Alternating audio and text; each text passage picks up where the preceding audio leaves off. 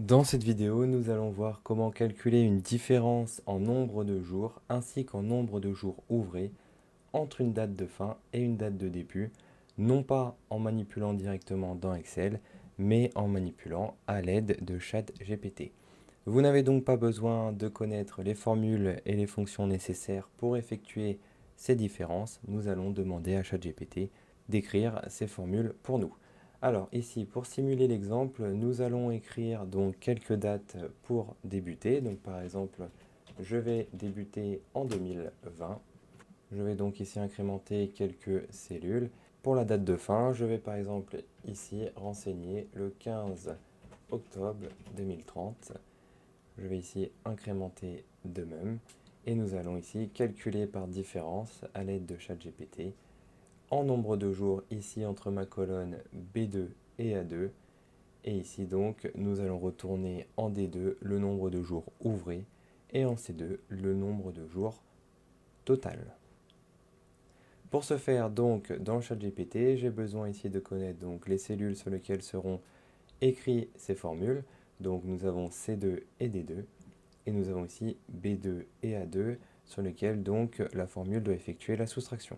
Une fois dans ChatGPT, je vais donc écrire tout simplement calcule-moi la différence en nombre de jours en cellules, donc ici C2, entre la date de fin en B2 et la date de début en A2.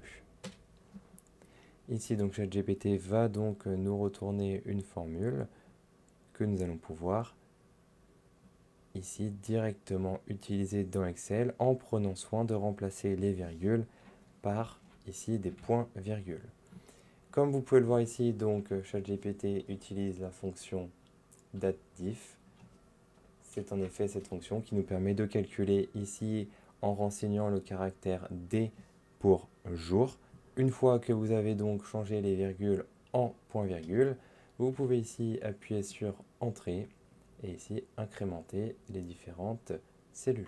Alors comme vous pouvez le constater ici, nous retrouvons ici exactement le même nombre de jours en différence, étant donné que pour l'exemple, je suis parti d'une date de début et j'ai incrémenté en montant de 1 à chaque fois le pas, et ici de même pour ma date de fin, donc en l'occurrence ici, la différence sera toujours la même.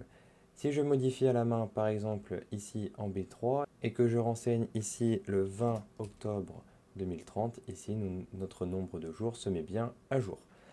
Cette fois-ci, nous souhaitons avoir non pas le nombre de jours total, mais le nombre de jours ouvrés.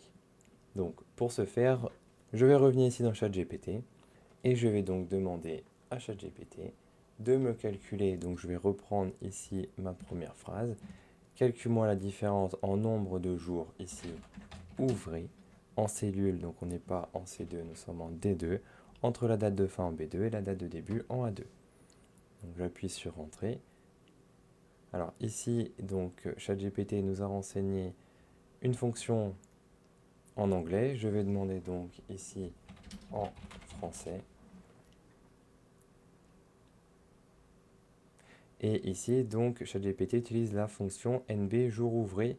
Donc ici, nous allons devoir modifier toujours la virgule en point-virgule. Nous allons ici retourner dans Excel et voir si cette formule fonctionne.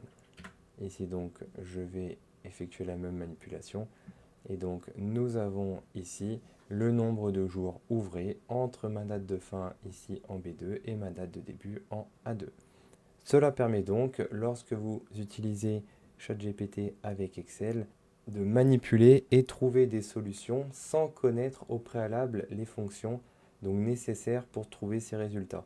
En l'occurrence, vous n'êtes pas obligé ici de connaître l'existence de la fonction dateDiff ainsi que l'existence de la fonction NB jour ouvré pour trouver ces résultats.